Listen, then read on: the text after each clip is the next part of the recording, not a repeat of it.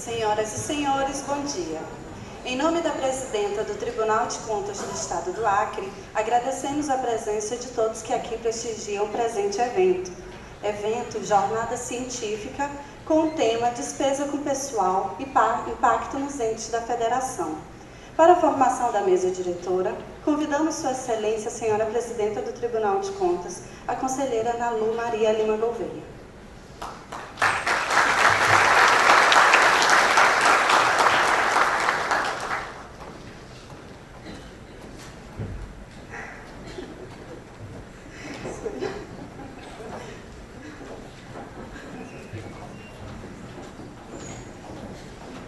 Convidamos ainda para fazer parte da nossa mesa Sua Excelência, a Senhora Vice-Governadora do Estado do Acre, Nazaré Araújo.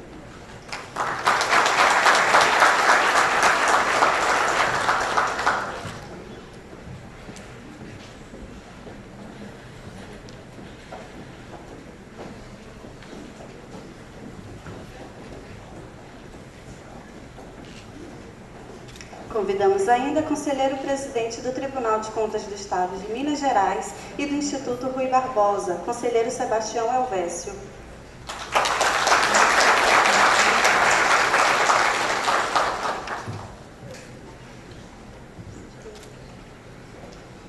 Conselheiro do Tribunal de Contas do Estado do Acre, o conselheiro Antônio Jorge Malheiro.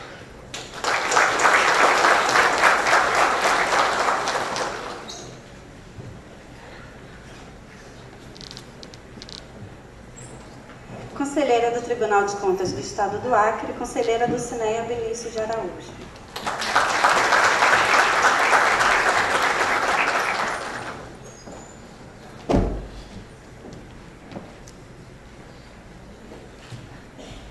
Representando o Ministério Público do Estado do Acre, Procurador de Justiça Carlos Maia.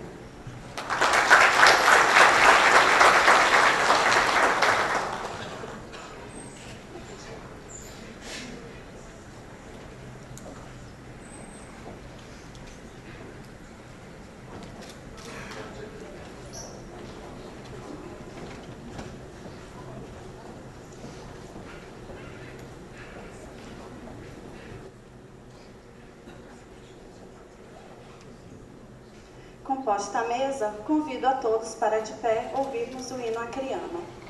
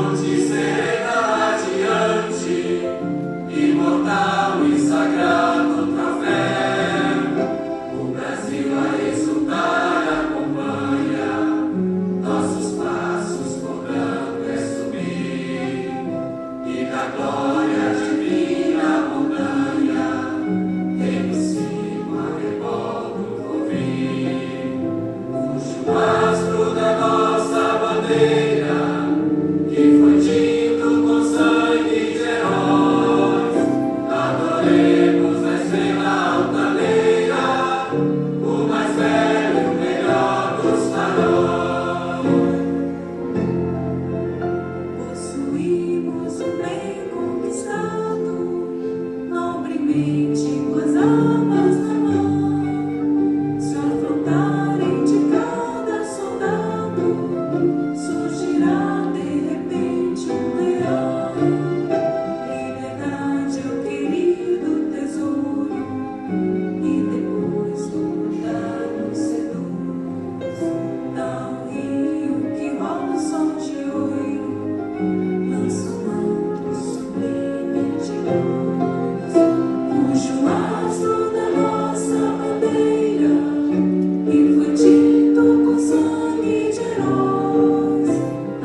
Adoremos na estrela altaneira, o mais belo e o melhor dos faróis. Vamos ver como prêmio da guerra um consolo que as penas desfaz, vendo as flores do amor sobre a terra e no céu arco-íris da paz. As esposas e mães carinhosas a esperarmos nos lares fiéis, apertam as portas de rosas e ganhando entretecem lauréis, cujo mastro da nossa bandeira que foi tinto com sangue de heróis. Adoremos a estrela altaneira, o mais velho e o melhor dos faróis. As saudades estrangeiro algum dia, nossos brios de novo ofender. Lutaremos com a mesma energia, sem recuar, sem cair, sem temer. Ergueremos então nestas zonas um canto vibrante e viril, que será como a voz do Amazonas, ecoando por todo o Brasil, cujo mastro da nossa bandeira que foi tinto com sangue de heróis. Adoremos a estrela altaneira, o mais velho e o melhor dos faróis.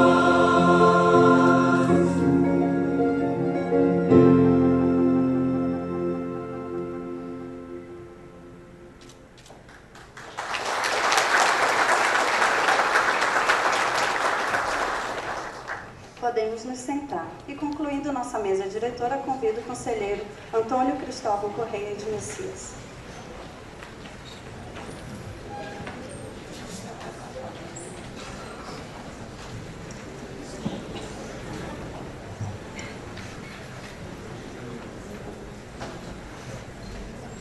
Com a palavra, Sua Excelência, Senhora Presidenta do Tribunal de Contas do Estado do Acre, a conselheira Nalu Maria Lima Gouveia, para declarar aberta a nossa solenidade. Alô. Bom dia a todas, bom dia a todos. Em nome da nossa vice-governadora, companheira Nazaré, e o meu companheiro aqui, muito querido, seja bem-vindo, Elvésio.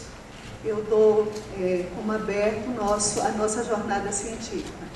E quero dizer para vocês que extremamente feliz, emocionada, nervosa, porque é um evento muito querido para nós conselheiros, conselheiras dos tribunais.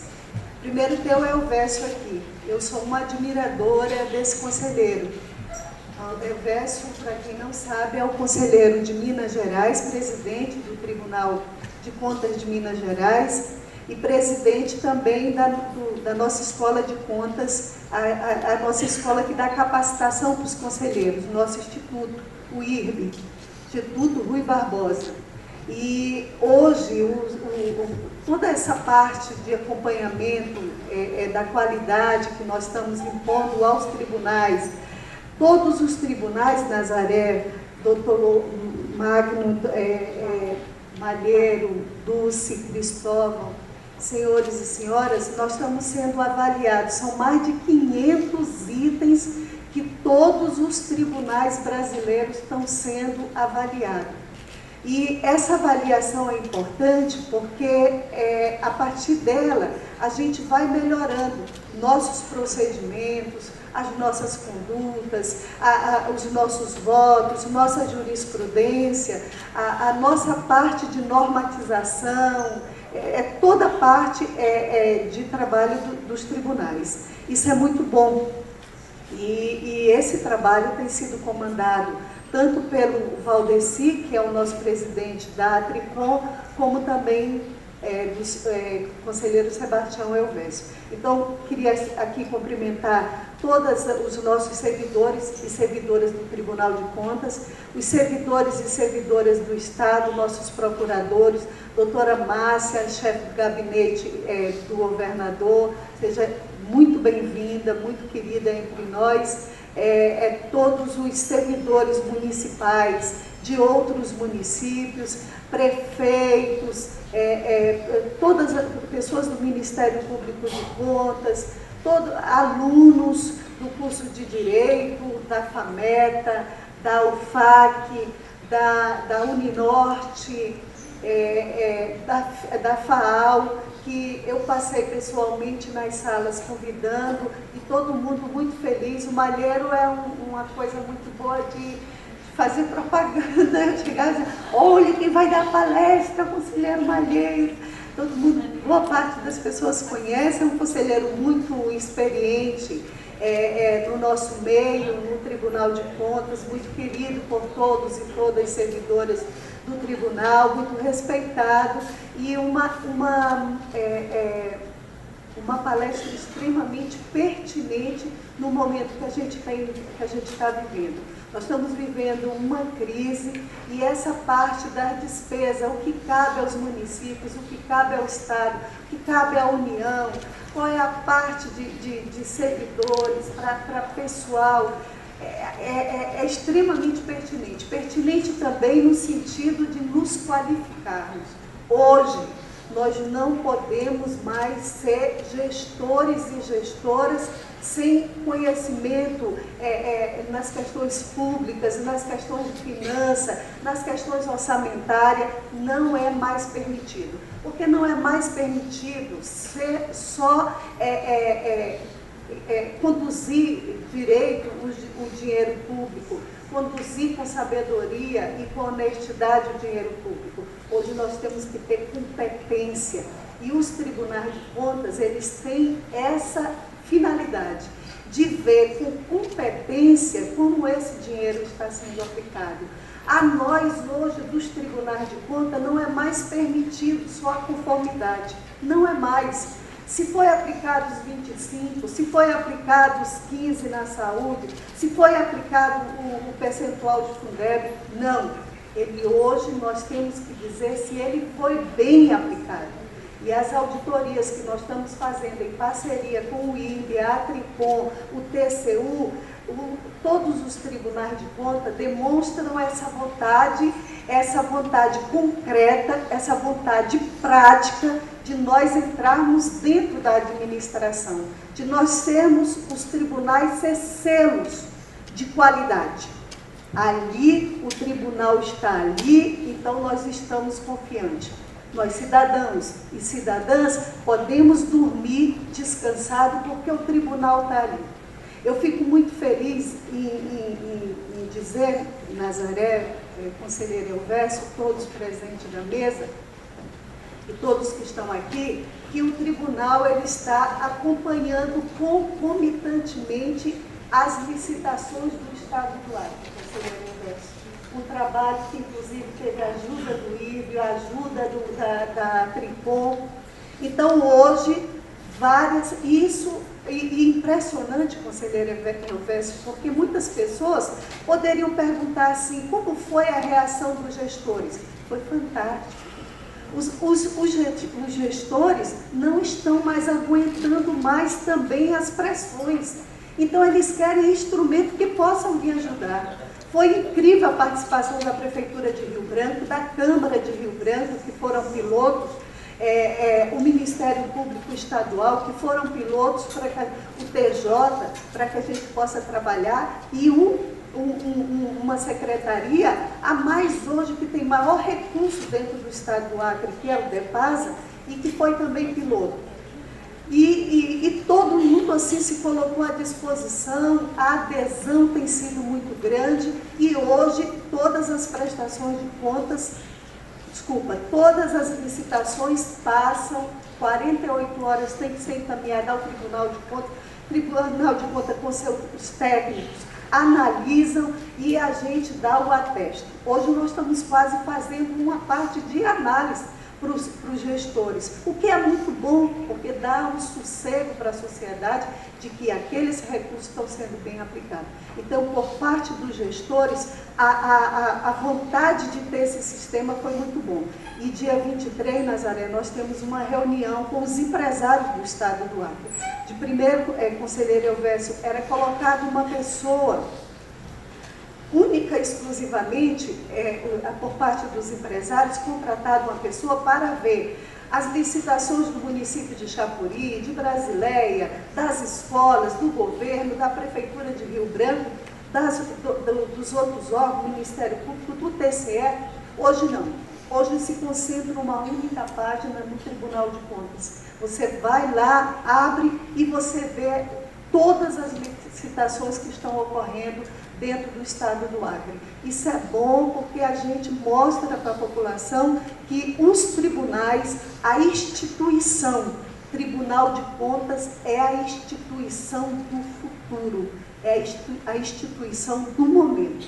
E nós, como técnicos dos tribunais de contas, temos que ter nossa participação, principalmente no que estamos fazendo hoje de qualificação, de capacitação. Nós temos que ser os melhores do estado. Nós já somos, mas temos que nos capacitar mais, porque nós damos resposta. Na parte orçamentária, financeira, patrimonial, quem dá resposta são os tribunais de contas. Então, os tribunais de contas têm que ter os seus melhores técnicos, os melhores conselheiros, com sua independência para fazer a sua votação, com a lisura que deve ser feita uma votação. Então, só queria aqui, em nome de todos nós acrianos, Elvésio, te receber com muito carinho. Nós acrianos somos assim. A gente canta o hino, a gente se emociona no hino, dá vontade de chorar, felizes as pessoas que ainda se emocionam com seus hinos. Felizes, que se emocionam com suas bandeiras. Hoje eu fui passando lá no Meta, 6 e pouco da manhã, quando estavam tudo na fila. E estavam cantando o hino, estavam fazendo orações únicas, que um Deus é único só. Então, isso ainda emociona a gente. Nós acrianos somos assim.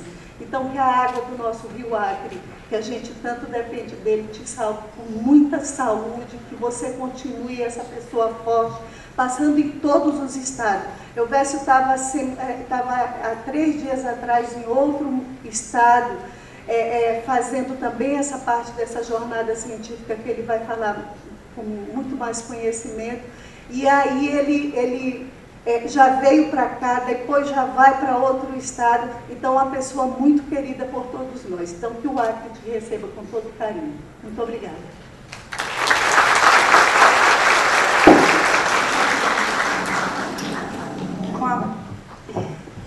Com a palavra, Sua Excelência, Senhora Vice-Governadora Nazaré Araújo.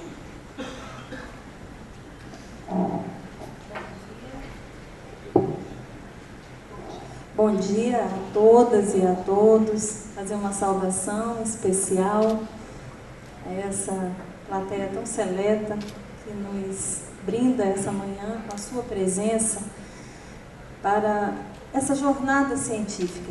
E aí, Nalu, parabenizar em nome do governador Tião Viana, que me deu a honra de eu estar representando aqui nesse evento.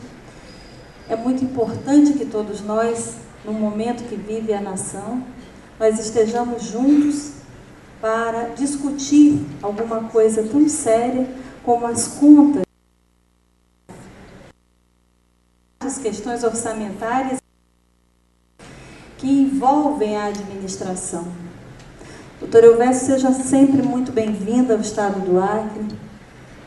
Nós estivemos conversando um pouco ali, eu pude perceber que na presidência do instituto que o senhor preside, certamente o viés do encontrar as soluções para os desafios e as jornadas científicas e os estudos, eles devem estar presentes sempre junto com a administração. Nós conversávamos sobre a necessidade da academia nos apoiar sempre na avaliação e na validação, no estabelecimento de critérios, para que nós tenhamos realmente a certeza de que estamos fazendo o melhor com o recurso do contribuinte. É preciso que a gente atualize os padrões que são muitas vezes estabelecidos nas leis. As leis são instrumentos jurídicos e políticos.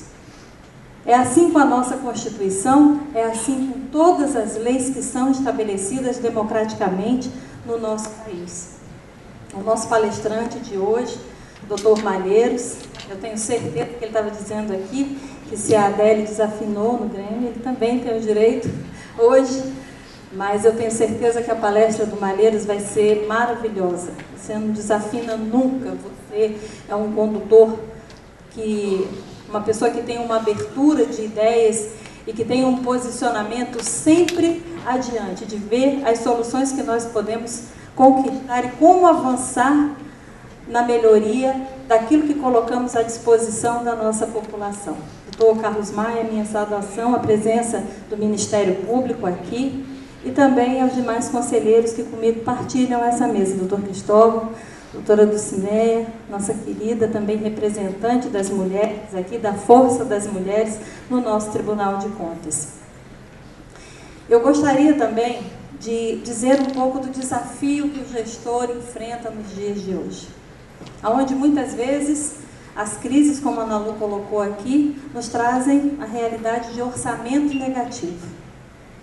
E eu procurei muitos colegas da universidade que fazem estudos e que colocam também nas suas teses algumas questões de inovação. Como a gente se comporta quando tem orçamento negativo, Malu? Orçamento negativo. Um desafio para qualquer gestor, de qualquer partido que seja. É alguma coisa extremamente nova e desafiadora.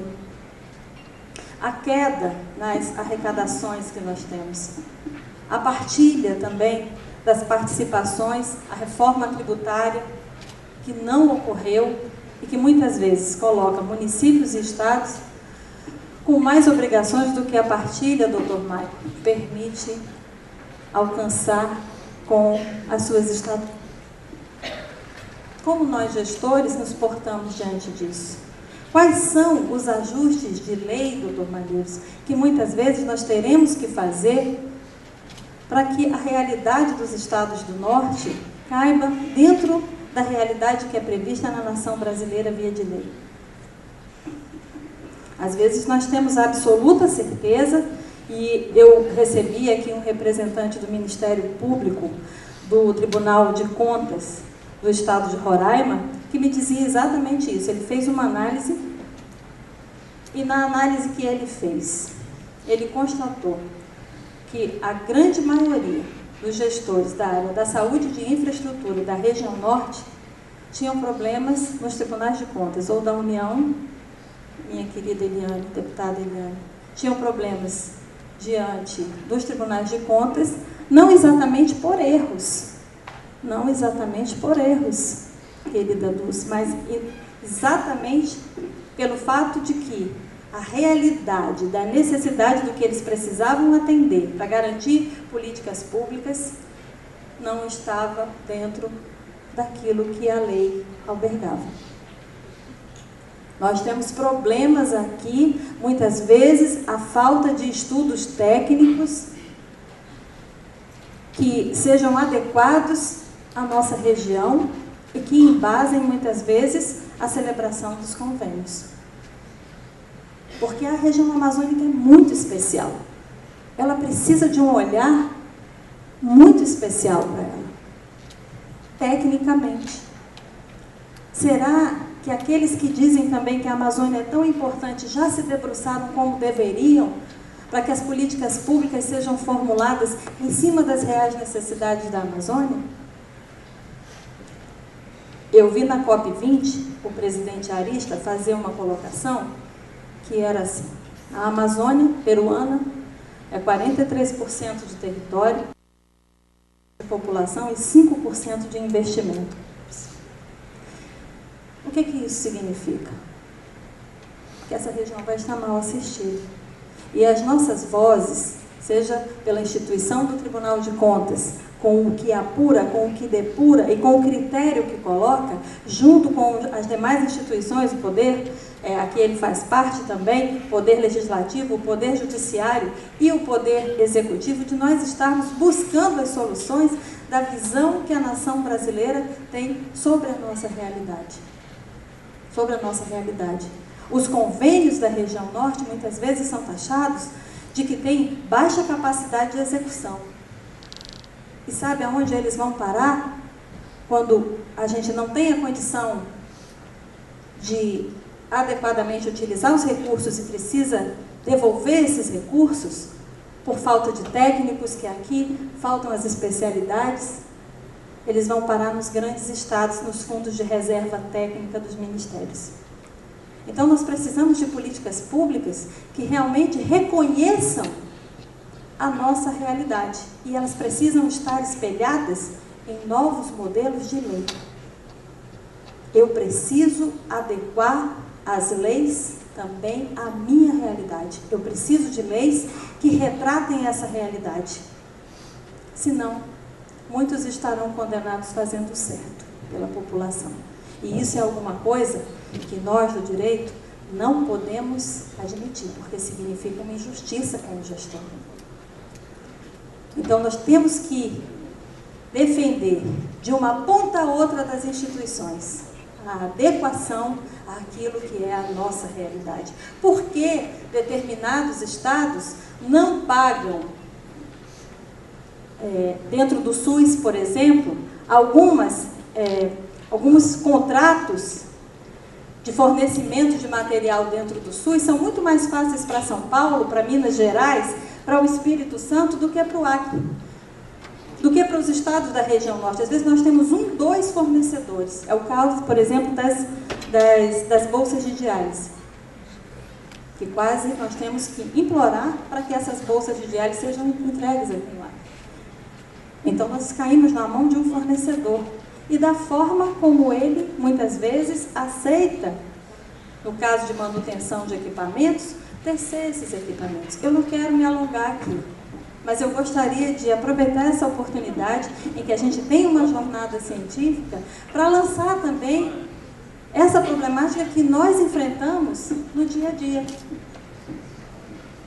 No caso do DEPEN, do Departamento Penitenciário Nacional, quando nós fomos formatar os planos para que houvesse a possibilidade de ampliar vagas no sistema penitenciário, nós nos deparamos com uma instrução normativa que dizia que o valor a ser dado seria o de uma habitação popular, usando um critério do sul do país. Ora, nós sabemos que a construção no estado como o Acre é muito mais cara do que a construção no sul do país. O que aconteceu? Era como se eu estivesse dando uma vaga e meia para o Rio de Janeiro e meia vaga para o Acre. Meia vaga para o Acre. Que critério é esse? Isso fere o princípio federativo. Nós nos reportamos ao DEPEN, mas o critério não mudou. A nossa contrapartida batia a casa de 56%, 62%. Isso inviabiliza a participação de um estado que tem um PIB pequeno, mas que também tem problemas. Nós somos a fronteira do país. Então, nós temos que nos unir. E eu tenho dito isso em todos os estados da região norte que eu tenho a oportunidade de ir. Nós precisamos nos unir, independente de partidos, independente de posição política, pelos estados da Amazônia, pelos estados do Norte e Nordeste, por condições que nos deem realmente aquilo que nós necessitamos para que possamos desenvolver boas políticas públicas. Contamos com a apreciação da academia, contamos com a participação dos tribunais no dizer desse avanço, no registrar a necessidade desse avanço, no nos dar critérios também de avaliação das nossas políticas públicas, de valorar, por exemplo, os movimentos que nós temos em relação à nossa política de baixo carbono e do desenvolvimento econômico sustentável, que é sim uma experiência referência no mundo. Que nós temos que buscar sempre a validação destes caminhos para mostrar que é possível desenvolver o Norte e o Nordeste e é possível que o homem aqui tenha uma vida boa e viva sem depreciar a natureza.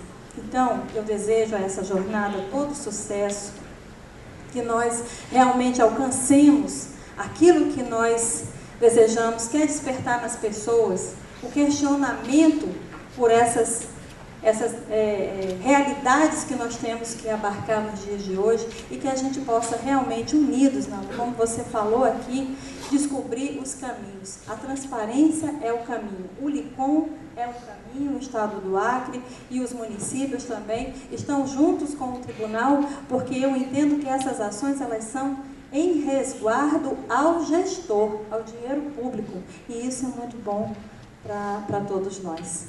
Eu desejo a essa jornada todo o sucesso do mundo, em nome da administração do nosso governador Tião Viana, que muito me honra em estar aqui. Muito obrigada.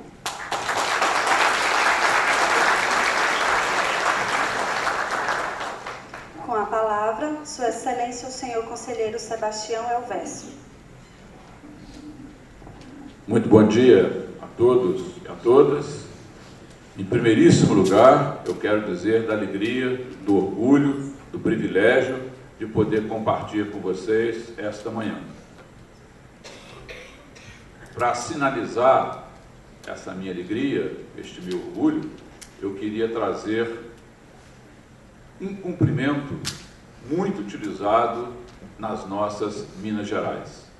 Lá em Minas, quando nós encontramos com uma pessoa amiga, quando nós nos sentimos em casa, quando vamos contar um caso, o nosso cumprimento, minha querida Nalu, é uai.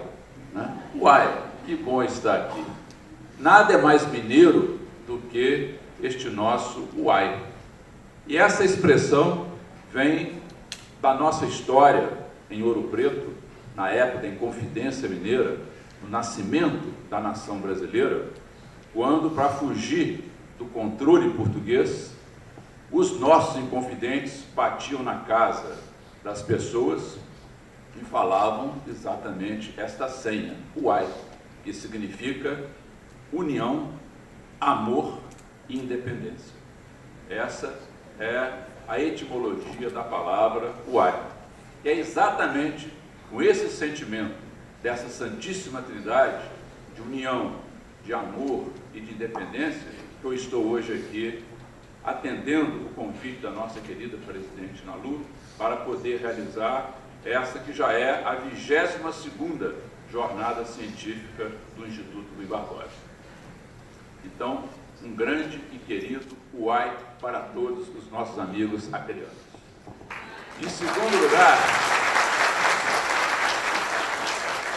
dizer para vocês, e todos vocês aqui sabem, a Nalu me dizia que entre a plateia, nós temos uma plateia muito seleta, porque aqui nós temos não apenas servidores do Tribunal de Contas, mas para enriquecer esse diálogo com a sociedade, nós temos gestores, nós temos estudantes, e estudantes de áreas diversas, de economia, de direito, de contabilidade, e esta é, na verdade, a integralidade dos tribunais de contas.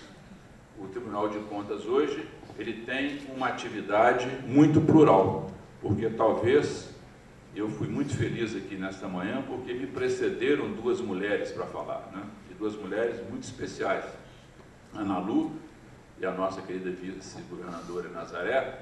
A mulher, quando fala, ela tem uma sensibilidade muito diferente do homem, né? Ela consegue humanizar qualquer tema, por mais árido que seja.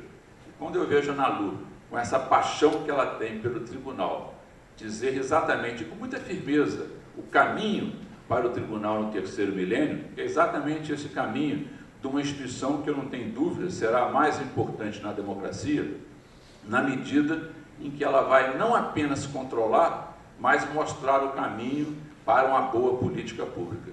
E em seguida, vem a nossa jovem vice-governadora, também mostrando esse entusiasmo pela gestão e essa indignação com o mesmismo. O pior mal que pode acometer uma administração, e digo no sentido mais amplo possível, é não entender o que está acontecendo com todos nós na sociedade, né? Heráclito já dizia, a Nalu falou no Rio Acre, a gente não pode se banhar no mesmo rio e ter o mesmo sentimento, porque cada vez que você volta ao rio, tanto o Rio quanto você são diferentes. E a mesma coisa a administração.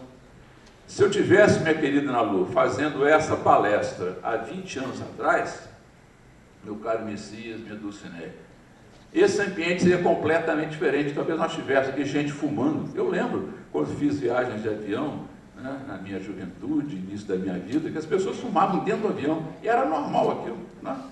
Você vinha para uma solenidade quando essa, um ambiente fechado, as pessoas fumavam. Hoje você não vê mais isso.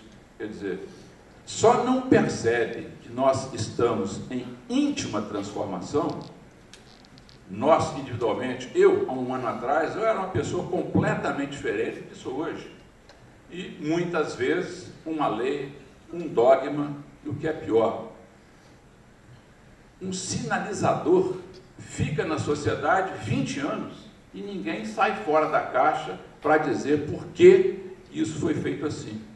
Aí eu chego nessa questão que é o tema do nosso encontro, que são esses índices constitucionais. Por exemplo, mais uma vez me socorro aqui da Ana Lu, 25% gasto do orçamento geral, né, dos municípios, dos estados, da União, para a educação. Temos 80 anos que nós temos essa vinculação orçamentária. Ninguém até hoje se debruçou, primeiro, para ver de onde que veio esse número 25. Por que não é 22, não é 27? Não é? E segundo, será que precisa 80 anos ficar esse índice, a gente olhando a qualidade, aliás, olhando a quantidade e não verificando a qualidade deste gasto? Então, este é o grande desafio que o Instituto Rui Barbosa está enfrentando nesse momento. É criar ferramentas reconhecidas cientificamente, mas que possam ser, ao mesmo tempo, humanizadas, porque todo o objetivo da política pública não é o número, é a pessoa, é o resultado que aquilo traz para a sua vida, que possam ser validados e dar mais segurança para todos nós, quem executa a política pública, quem vota nos que vão fazer a administração pública e quem vai fazer o controle de que todos nós estamos caminhando no sentido da maior efetividade desse gasto do recurso, e sempre pequeno, face à grande demanda que um país como o nosso tem dos gastos públicos. Vou agora, já caminhando para o final, quero ter o prazer, como todos vocês, de ouvirem esse nosso querido conselheiro, uma referência para todo o Brasil, o conselheiro Antônio Malheiros, com a sua palestra, mas eu vou me atrever a fazer uma introdução do tema. Os senhores sabem quantos servidores públicos nós temos hoje no Brasil? Pensem, façam uma reflexão, que eu já vou lhes dar o número. No Brasil, nós temos hoje 12 milhões de servidores estatutários e 3 milhões de terceirizados, formando um conjunto de 15 milhões de servidores. Às vezes, com a mesma regra, o impacto que o professor Délio vai nos mostrar, o professor Antônio vai nos mostrar aqui, na realização de entes tão diversos, de um município, por exemplo, como São Paulo, como lá em Minas, em que eu tenho um município que não chega a ter 1000 habitantes. E o tratamento é rigorosamente o mesmo, para realidades, para cenários tão diferentes. Então, nós precisamos avançar para poder fazer o enfrentamento dos custos dessas nossas políticas públicas. E encerro, já que a nossa querida governadora comentou, na necessidade da validação da academia para essas nossas políticas públicas, lembrar que todos nós, como vamos estudar a aplicação desses recursos e a transformação do cenário, na verdade, nos suportamos em 3 grandes autores.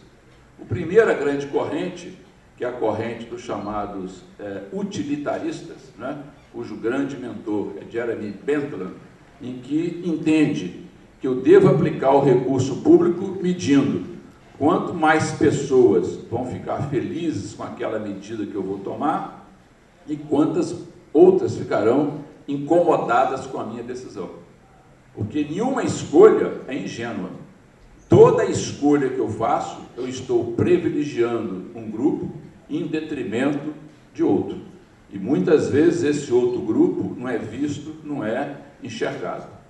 Então, essa questão do utilitarismo, a gente tem de procurar sempre fazer com o metro da razoabilidade. A segunda grande corrente, que é a corrente do libertarismo, que é exatamente uma tendência hoje mais moderna nos nossos países ocidentais, pelo menos, é a ideia de John Rawls, em que o mais importante é a ideia da equidade. Todo mundo que estuda política pública vai se lembrar do governo de Lyndon Johnson, que substituiu o Kennedy, que era um presidente extremamente charmoso, extremamente querido pela população americana, é assassinado, e entra um vice, que era um cowboy texano. Para conquistar a simpatia do eleitorado, ele vai buscar na academia John Rawls, que é o grande ideólogo da equidade, tratar diferentemente os diferentes, e começam essas políticas em que se baseiam muito mais na equidade do que na justiça. E tem resultados muito interessantes. E a terceira grande corrente, que é a corrente dos libertários. Essa é muito interessante porque ela considera como dado fundamental para o exercício da política pública a produção do trabalho. Quem produz aquele bem é que deve ser o mais beneficiado dele. E, muito coincidentemente, para a gente que gosta de fazer esses estudos, ele une a extrema-direita americana, né, o pessoal lá do Tea Party, a extrema-direita do Partido Republicano, até o marxista mais convicto. Porque tanto lá no Tea Party a pessoa acha que não deve pagar imposto, porque se o imposto ficar na mão do cidadão, o mercado atua muito melhor do que o governo, quanto o marxista mais convicto, que vai ter a ideia que o proletariado, que a luta de classe, que é a maneira para fazer essa valorização do primado do trabalho. Então veja a complexidade que é quando você sai do campo ideológico e vai para o mundo real para fazer essa aplicação. Eu imagino, por exemplo, um prefeito que tem um orçamento limitado de R$1 milhão, e cada vereador que representa uma comunidade lhe chega com um assunto que, ao olhar daquele vereador, é o mais importante para o seu município, né?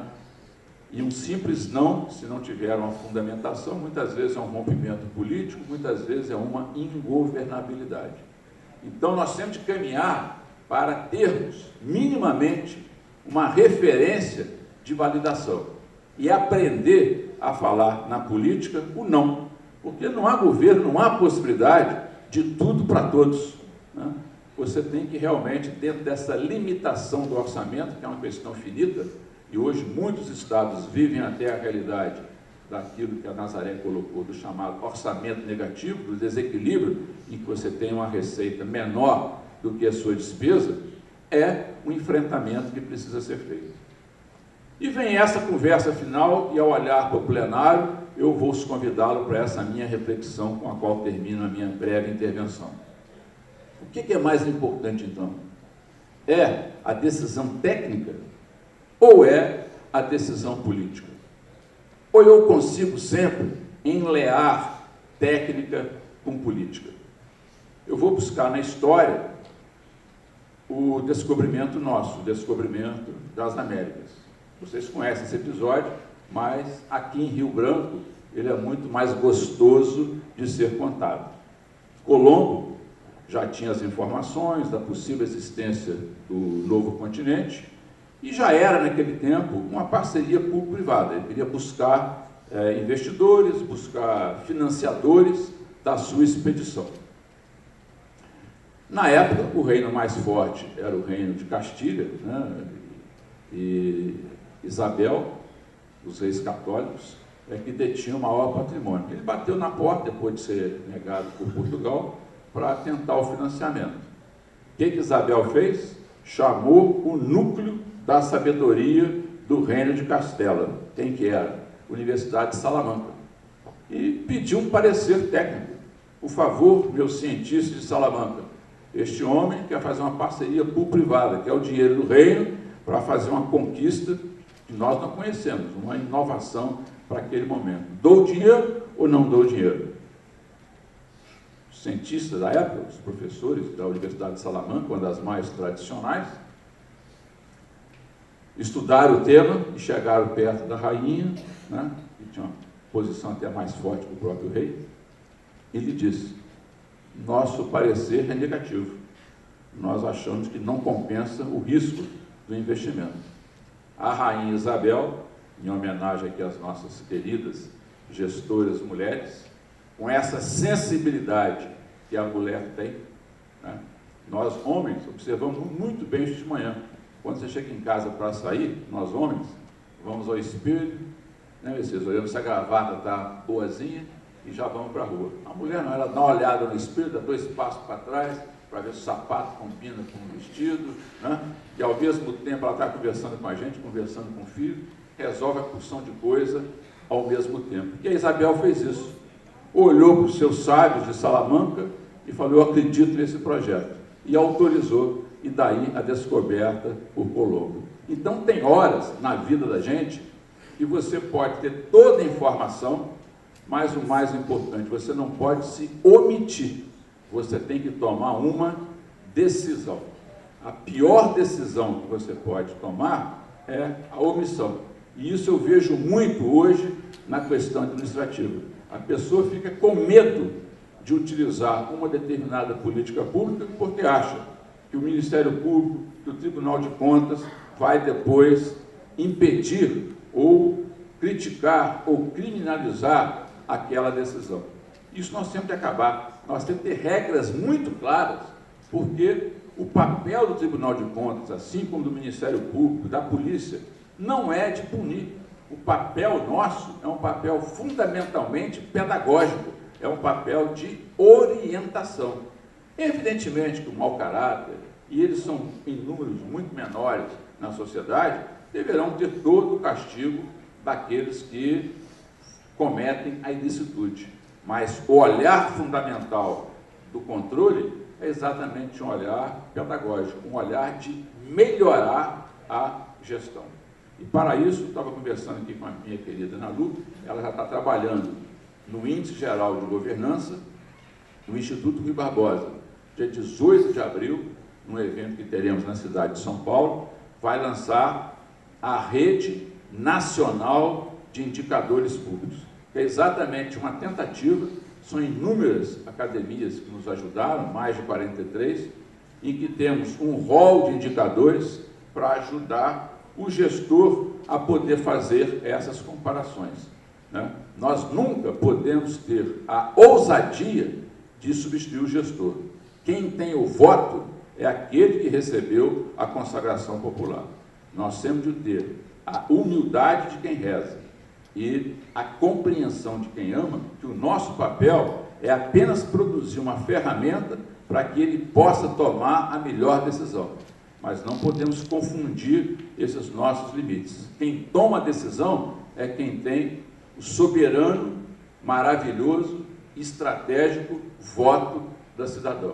Nós somos técnicos e vamos procurar formatar uma ferramenta que seja a melhor possível para a decisão do governante. Agora, a decisão do governante é quem o povo escolheu. Nenhum conselheiro, nenhum membro do Ministério Público, nenhum delegado da Polícia Federal foi eleito pelo povo para fazer política pública. Nós temos que ter muita clareza do papel de cada um dentro dessa sociedade brasileira. Muito obrigado pela oportunidade. Fiquei extremamente feliz de poder ouvir aqui as nossas duas mulheres, ao lado da Dulcineia, que é uma pessoa de grande referência também, pela sua história de vida, pela sua biografia, muito querida em todo o controle externo brasileiro, e do meu colega, o Cristóvão Messias, médico também muito querido, muito respeitado, e lá na extrema-direita, o nosso querido procurador adjunto, Dr. Carlos Maia, representando essa instituição fantástica, que é o Ministério Público, muito parceiro, lá em Minas como aqui, temos um diálogo muito profundo, muito querido com o Ministério Público, entendendo que o fundamental é o trabalho em rede. Mas todos nós aqui estamos para ouvir o nosso querido professor Antônio Malheiros. Então, encerro passando a palavra para o cerimonial, que possa apresentar o nosso conferencista, que é sabidamente conhecido.